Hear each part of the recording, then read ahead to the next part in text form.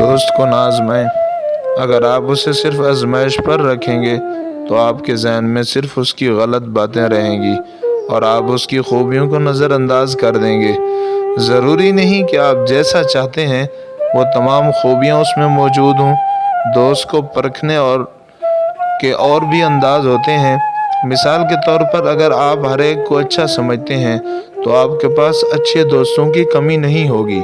اس بات کو بھی سمجھنا ہوگا کہ وقت کے ساتھ ساتھ انسان میں تبدیلیاں آتی جاتی ہیں، اس لیے لوگوں کو ان کے ماضی کی بنیاد پر پرکھنا بھی اچھی بات نہیں۔ انہیں ہمیشہ ایک اور موقع دیجیے۔ اس طرح ہر بار دوستی کا ایک نیا رشتہ قائم ہوگا اور اس کا دار و مدار آپ پر ہوگا۔